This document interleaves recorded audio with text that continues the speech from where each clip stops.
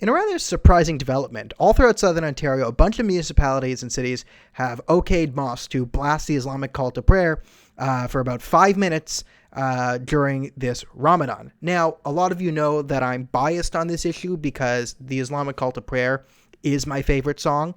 There's just something so lovable about music without, rhythm, instruments, tune. It's just all that different noise ruins it. Thanks, Mozart. But there's other questions to bring in here, which is secularism.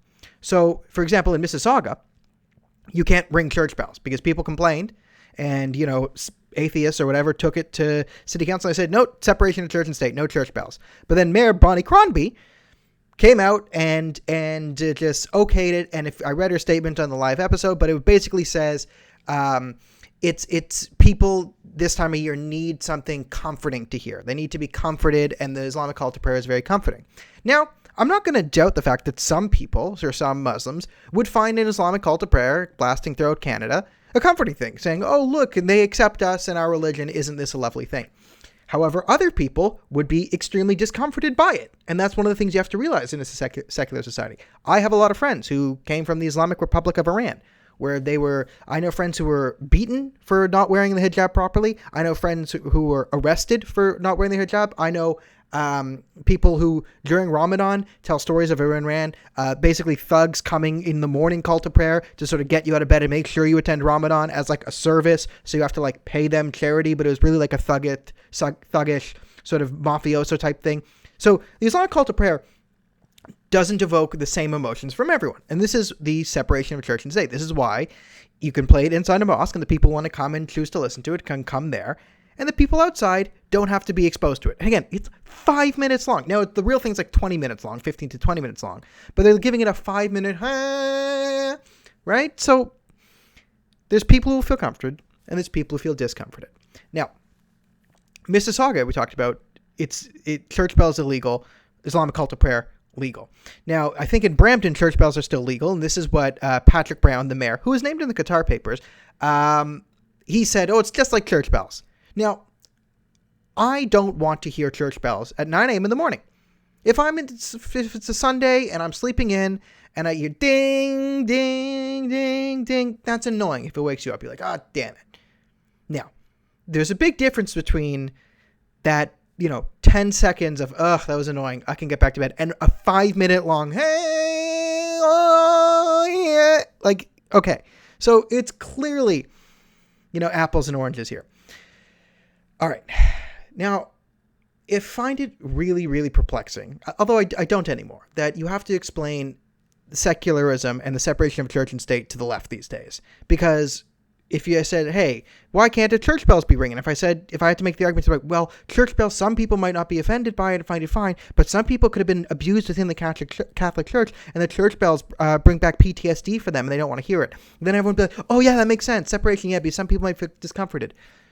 But I say, yeah, listen, some people were tortured in the Islamic Republic of Iran and don't want to hear that, or they went through hell in Saudi Arabia.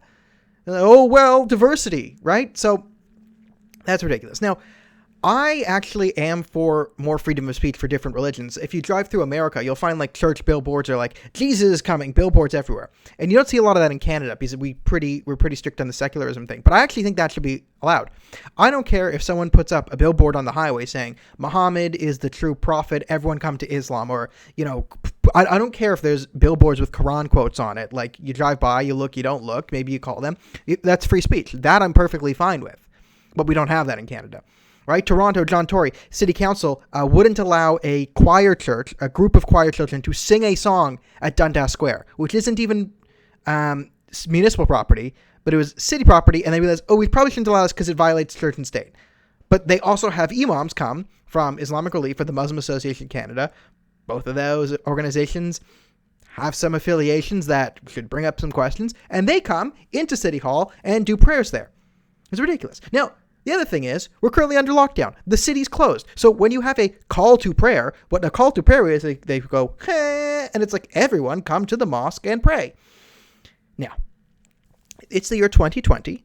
It is May the 3rd for posterity's sake. This is currently part of our COVID-19 lockdown days, which means you're not allowed to congregate for prayer. So when you call people to, what are you calling them to? Right? Of all the years to make this legal, Why this year? It's perplexing. It's ridiculous.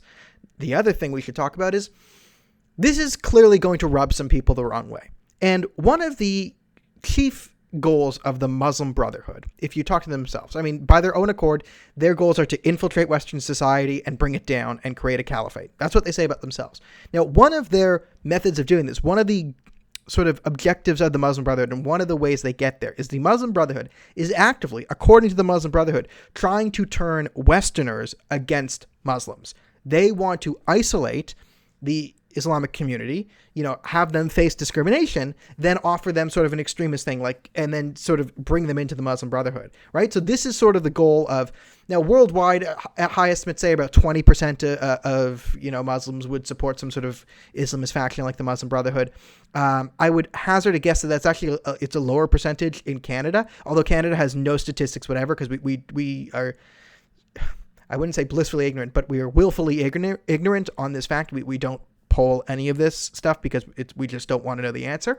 So high end 20%. I'm going to say, I'm going to guess it. I'm going to hazard a guess it's actually lower than that in Canada because it tends to be lower in the West. So the Muslim community is what, like 3% of Canadian society. Then we take the ones who would actually want this, the Islamist ones who are pushing for it. You say at best maybe 10, 20% of that. So for, maybe 0.5% of the population, we're instituting this. So it's patently ridiculous. There's no good argument to make for why this should be allowed, especially because it's allowed in parts of in other cities where church bells are not allowed. It's calling people to prayer in a year where we're not allowed to congregate and go to religious institutions. It is sort of perplexing how there's this push, and then all these different cities and councils just passed them one after another. You wonder who was lobbying for this. I do know for a fact, because I know people who have spoken to the city council members from these different communities. None of them have any idea what's in the Islamic call to prayer. None of them asked for a translation of what's actually being said. They all okayed it, sight unseen, without a second thought given. So, I mean, if you're saying it comforts people, which is Bonnie Crombie's excuse, it also makes people uncomfortable. Right? If you're saying, well, it's just like church bells. Well, no, it's not. It's a 5-minute long thing, 20 minutes usually. And, church bells are also illegal in some other places. If you're saying, well, what's the big deal? Okay, well, we're a pretty secular society. Like, we don't allow the mixture of church and state. And this is like clearly religion infringing on people's private lives because a lot of these mosques are in residential neighborhoods. Do you think non-Muslims want to hear a 5-minute long hey every day? It's annoying. It's annoying and people don't want it. Maybe it drops their property value because that annoys people, right? And then they're losing money because there's so many externalities.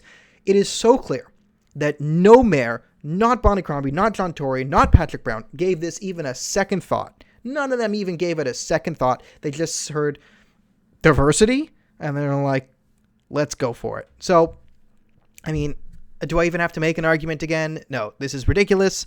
If it was any other religion, they would get an obvious no. If it was any other religion, the media would cover this story. But here we are.